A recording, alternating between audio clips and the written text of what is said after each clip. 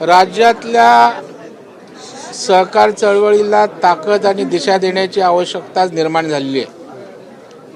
कधी काळी या महाराष्ट्राचं वैभव सहकार होता, आजही आहे, परंतु मध्यंतरीच्या काळामध्ये अनेक संस्था अडचणीत आल्या। त्याच्यामुळे पुन्हा या चळवळीला उभारी देणं, ताकद देणं आवश्यक आहे।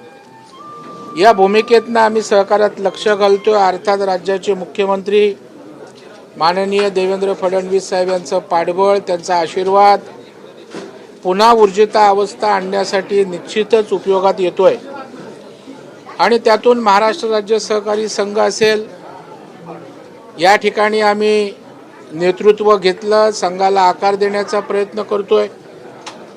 शिक्षण प्रशिक्षणाच्या माध्यमातून सहकाराचा प्रचार प्रसार करतोय आणि पुन्हा एकदा चळवळीत आत्मविश्वास कार्यकर्त्यांमध्ये निर्माण करण्याचा आमचा प्रयत्न आहे।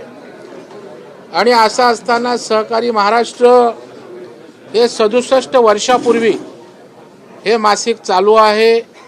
कमी जास्त प्रमाणात ते काल परवापर्यंत चालू होतं आणि मी राज्य सहकारी संघाचा अध्यक्ष झाल्यानंतर आमच्या संचालकांनी पहिल्या बैठकीत निर्णय केला की संघाचा आणि सहकार चळवळीचे मुखपत्र आहे, त्यामुळे प्रचार प्रसार खऱ्या अर्थानं व्हायला पाहिजे, तर नव्या स्वरूपात हा अंक आणला पाहिजे।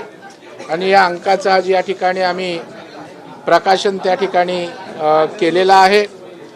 आज सहकार चळवळीवर अनेक आघात होतात, सहकारातल्या नेत्यांवर होतात, संस्थांवर होतात आणि अशा वेळेला खरं काय, केवळ कुणीतरी तक्रार केली आणि 4 बातम्या झाल्यात, त्यातनं त्या संस्थेला रन लागतो आणि मग वस्तुस्थिती मांडण्याचं कुठलंच साधन नाही। अशा वेळेला हे त्याचं व्यासपीठ सत्यता सांगणारं त्या ठिकाणी ठरणार आहे आणि म्हणून मला वाटतं आज राज्यमंत्री पंकज भोयर यांच्या हस्ते प्रकाशन झालेलं आहे। या ठिकाणी राज्यातनं अनेक जिल्ह्यातून बोर्डाचे पदाधिकारी, विविध सहकारी संस्थांचे प्रतिनिधी त्या ठिकाणी आलेत आणि हा अंक राज्यातल्या सहकार चळवळीला भविष्यामध्ये ताकद आणि दिशा देण्याचं काम करेल आणि समस्या ज्या सहकारात आहे त्याच्यावर उपाय करणारे एक हत्यार लेखणीच्या माध्यमातून ठरेल असा मला विश्वास आहे।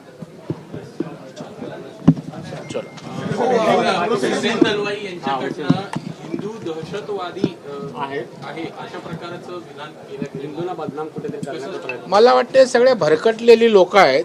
आता हुसेन दलवाई कुठे आहेत त्यांचं अस्तित्व दुर्बिणीतनं शोधायला लागेल आणि त्याच्यामुळे प्रत्येकाच्या अस्तित्वासाठी धडपड आहे। असं काहीतरी विचित्र बोललं की मीडियात येतं, चर्चा होते, यापेक्षा त्यांच्या वक्तव्याला किंमत देण्याला काही त्या ठिकाणी अर्थ नाही। दहशतवादी कोण आहेत हा देश पाहतोय आणि तो दहशतवाद समूळ नष्ट करण्याचं काम पंतप्रधान नरेंद्र मोदी साहेब, अमित भाई करतायत, राज्यात देवेंद्र फडणवीस साहेब करतायत आणि दहशतवादी कोण अवलादी आहेत, जिहादी कोण आहेत हे महाराष्ट्राला, देशाला नीट माहीत आहे। हुसेन दलवाईने जरा त्या ठिकाणी आत्मपरीक्षण करावं आणि हिंदूंच्या अस्मितेला ठेच जासेल असं काही बोलू नये, अन्यथा त्यांनाही त्या ठिकाणी त्याची किंमत मोजावी लागेल। ठाकरे गट विरोध करतोय, मात्र आता मंत्री मंगळवेढा जोडा यांनी अशी मागणी केली होती आणि बीएमसीने जसं प्रस्ताव मान्य केला आहे, एकलव्य यांचं नाव देण्यात येणार आहे। आता केंद्र मला वाटतं नावांवरनं वाद होणं योग्य नाही आहे। राज्याचे मुख्यमंत्री सक्षम आहेत, या संदर्भात योग्य तो सर्व माहिती घेऊन माननीय मुख्यमंत्र्यांच्या आदेशानुसारच त्या ठिकाणी योग्य तो समन्वयातनं मार्ग काढला जाईल।